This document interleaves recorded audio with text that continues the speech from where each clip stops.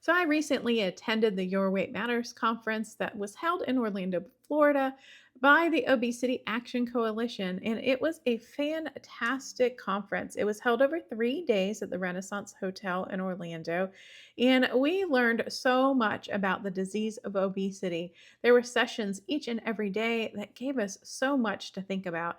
Now, today I'm going to cover Dr. Colleen Tewksbury's session on food noise, and we're going to do a food noise questionnaire together, and it's going to be a little fascinating.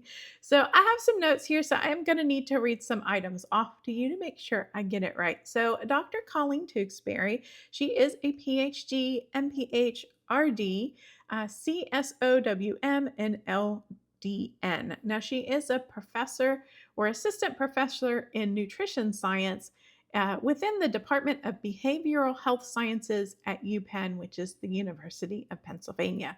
Now, Dr. Tewksbury's work focuses on optimizing severe obesity treatment, including bariatric surgery. Her research has focused on assessing bariatric surgery processes, including preoperative optimization and weight bias in bariatric surgery. Now, as a registered dietitian, she is passionate about food and nutrition's role in weight management and advancing the field of dietetics. Now, Dr. Tewksbury gave us some really fantastic information, and one of the really big takeaways was that the dietitian field or dietetics has really not had the word food noise to use for very long. And I think that the general consensus was that people were thinking food noise was really just they didn't have enough willpower to stay in a calorie deficit, when it really ends up that they were constantly obsessing and thinking about food, and it was really driving them to overeat or eat more calories than they should be eating because they couldn't get the intrusive thoughts of food out of their brain.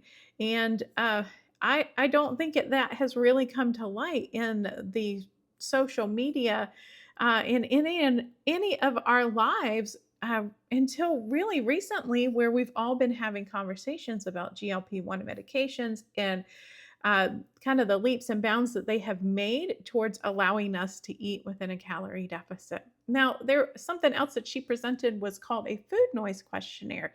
So this is just a short 5 question questionnaire. It is a scientifically validated tool developed by researchers at Pennington Biomedical Research Center to measure persistent, intrusive thoughts about food. So you can go online and review the official questions and scoring rubric provided by the Pennington Biomedical Research Center. And so that's where I pulled it offline because unfortunately I wasn't allowed to share any of Dr. Tewksbury's slides or any of the presentation. So I couldn't record that to show that to you. They should maybe have it up on their website. I think they said maybe 4 to 6 months. The Obesity Action Coalition, or the OAC, will put it up on their website, and I highly recommend that you listen to it. It was a fabulous presentation. So let's get right into that 5 item food noise questionnaire. Now, I'm actually going to take notes this time because this is like the third time I've done it and forgot what I was scoring myself and got to the end and then couldn't tell you. So basically, the questionnaire says reflect on your thoughts over the last 2 weeks when answering these items. Now, I will be upfront and frank and honest. I have kind of really struggled with some food noise over a couple of the days. Now, it hasn't been all of the days, but I kind of messed up my shot because I normally take it on Friday, but at the conference, I forgot Friday night and I took it Saturday night. But then my little pea brain thought this past Saturday that I had taken it on Sunday. So I didn't take my shot until about 10 o'clock last night when I was trying to record this video.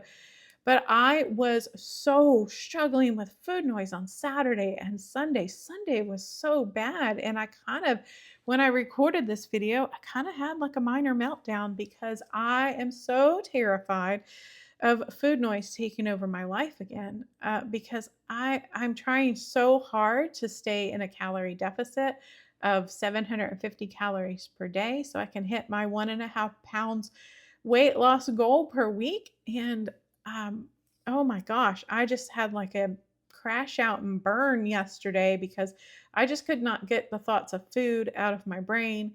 And when we go through some of these questions, you'll see where I had some of my problems over the past 2 weeks. So on the first question, so let's talk about actually, sorry, how you're going to rate yourself. So you're going to go 0 for strongly disagree with the question to a 4 where you strongly agree. So there's 5 questions total and a total point scale of 20. So question number 1, I find myself constantly thinking about food throughout the day. So if I think over the 2 weeks, I'm going to have to go with a 3 on that, where I agree, but I don't like strongly agree because it hasn't been every single day, but it has been enough to really, for me, rate a 3. So I'm going to write that down this time. My thoughts about food make me feel uncontrollable, and I'm going to go 4 because I really struggled so bad on some of the days that I was having the food noise, especially even at the conference. I would go back to my room and all I would be thinking about food was food and how I had eaten too much at the conference. And oh my God, Amy, I can't believe you filled your plate and you ate 3 meals a day. Like, what are you thinking, lady? I don't know. But, someone else that observed me eating and I talked to them, they said I really didn't eat that much. But I skew things so much in my brain. Okay, so I gave that one a 4. That was number 2. So, number 3, I spend too much time thinking about food. Now, I'm not going to say I strongly disagree, but I'm going to say number 3 on that one because I still agree that I'm still thinking about food too much.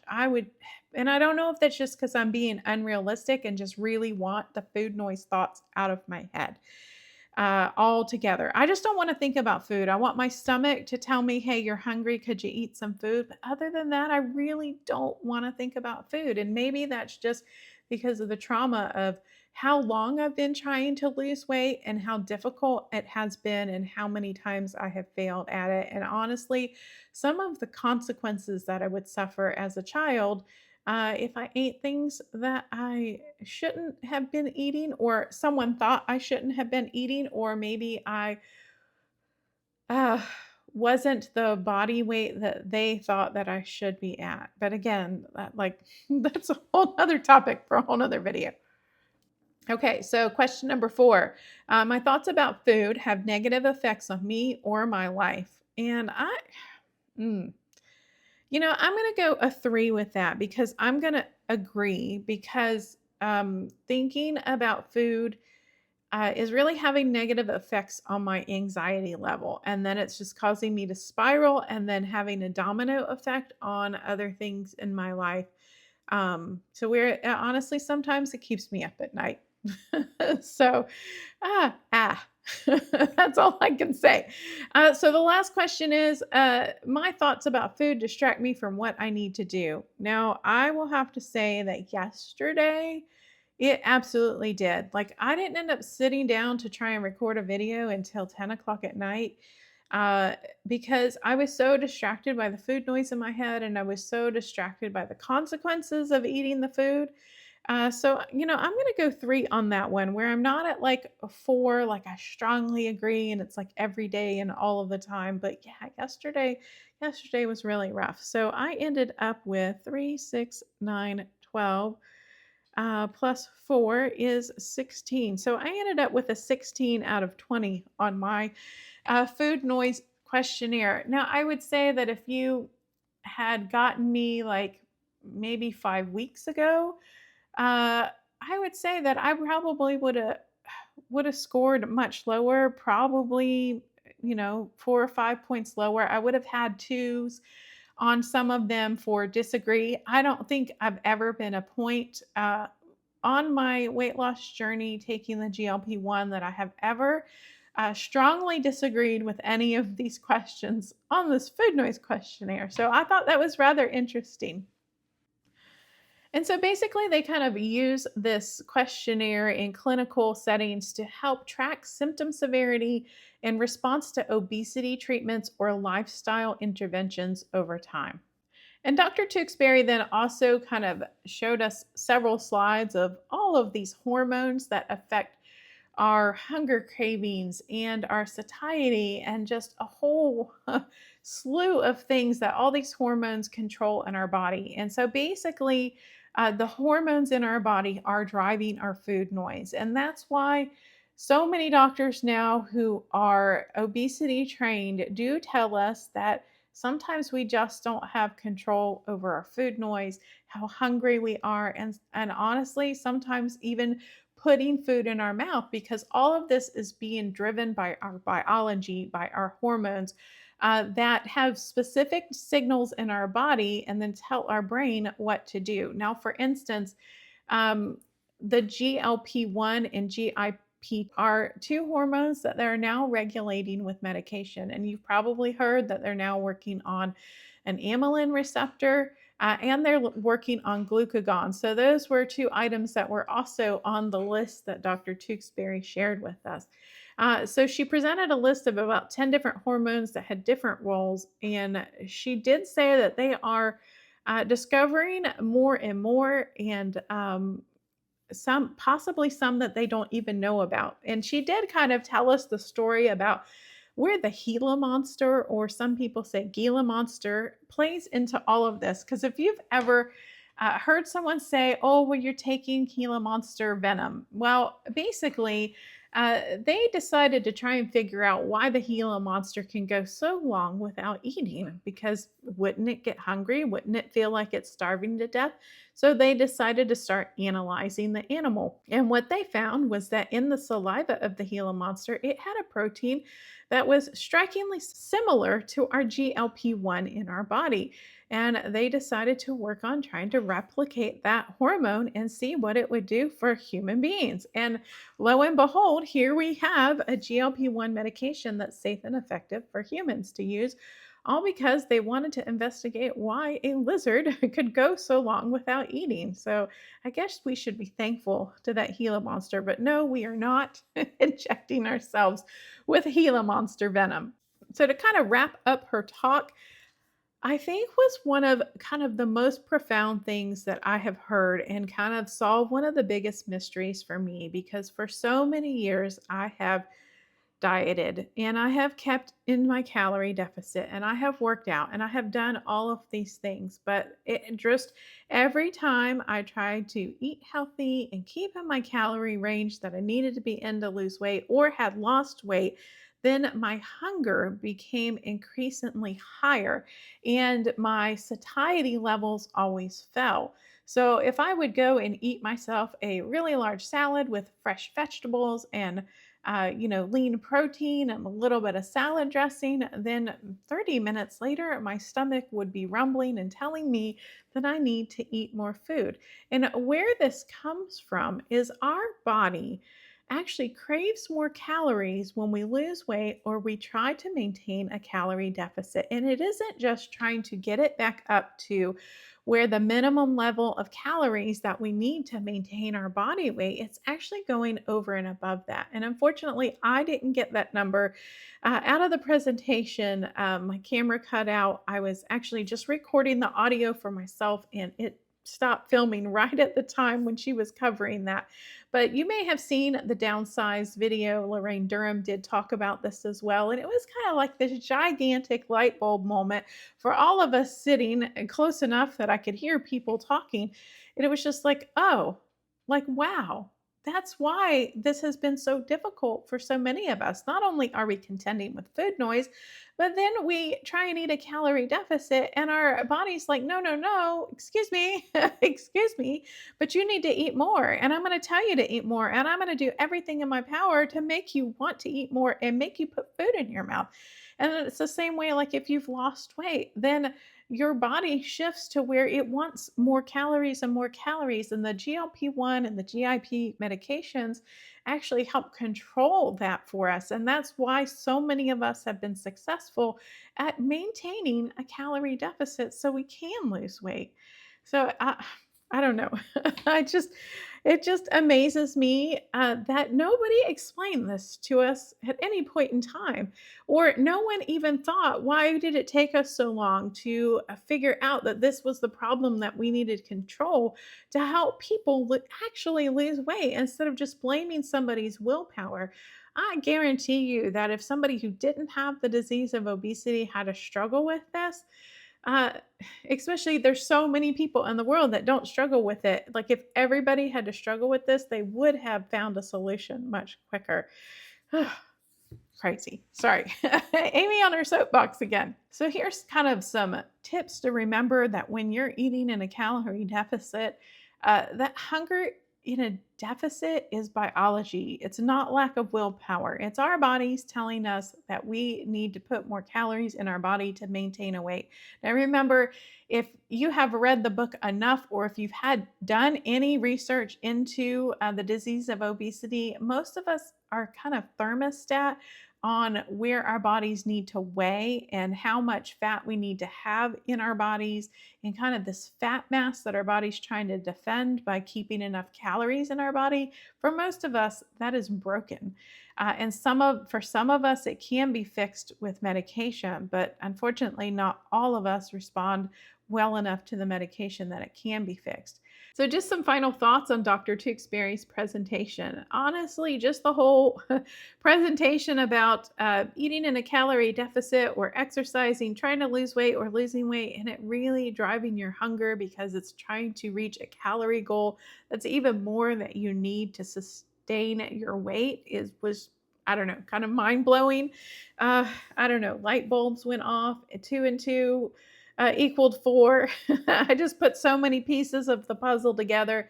I thought that was really fantastic. Now, I just do want to remind you that I'm not a medical professional, and what I'm about to say is not medical advice.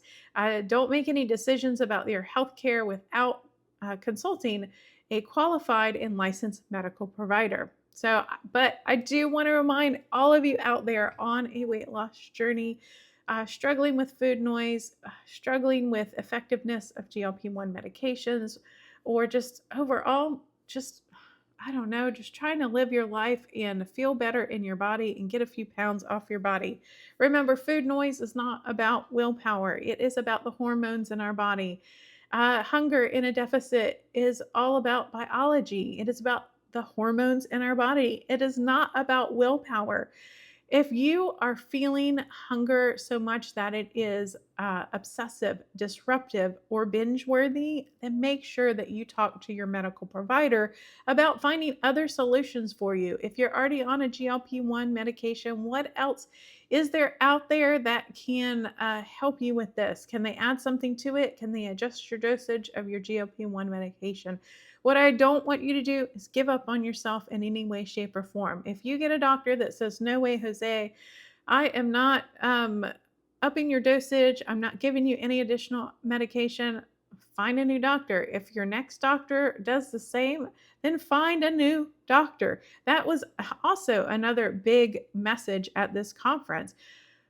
Keep going through doctors until you find one that meets your needs. And if you can, make sure you get someone who specializes in obesity care, who's actually trained, because so many of the doctors stood up there and said that a lot of the medical community is not getting the training that they need to care for patients who have obesity, and they just don't know enough about it. So think about that. One, they don't have the training, and then two, their own personal bias about people who are obese, because they're thinking, most of them are still thinking that it is a willpower problem and that it is not a biological hormone problem. So those are just my 2 cents for the day. So I want to thank you so much for hanging out with me here at Amy Loses It. And if you don't know me, my name is Amy, and I'm on a journey to lose 180 pounds. I started January 25th of 2025 at 304 pounds. I'll pop a picture up here of what I look like then. So I have managed to lose 68 pounds using a GLP-1 medication, which has been fantastic, but I am not without my struggles. I have stalled several times along the way. And like I said about the food noise, I just really struggled the past 2 weeks with some pretty persistent and disruptive and almost binge triggering or binge worthy food noise. And I'm not sure why, because I just went up, I think 7 or 8 doses ago to 15 milligrams. So I am personally getting a little concerned that I may need some other medication and I may have to really fight for it. because right now we're still a little ways away from other hormone based therapies that we might have to fight the food noise and the hunger and the satiety issues, and also help reset that biological thermostat in our brain that tells our body that we need to be at a certain weight and that it's not going to let go of calories and actually burn them unless our body is at that weight. So, thanks again for hanging out with me. If you would like to see one of my live streams and attend one of my kind of live weigh-in announcements, don't forget to check out my channel every Thursday at 6 p.m. Eastern Time. There is a great community on there, lots of people that have been hanging out with me in my entire journey that love to chat. So join us if you're looking for support. So have a fabulous day, and I hope to see you again in my next video.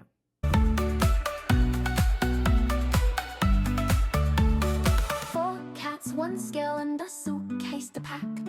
Zepbound in hand, there's no looking back. Cruising through this journey, non-scale victories divine. But can Amy lose the weight without losing her mind?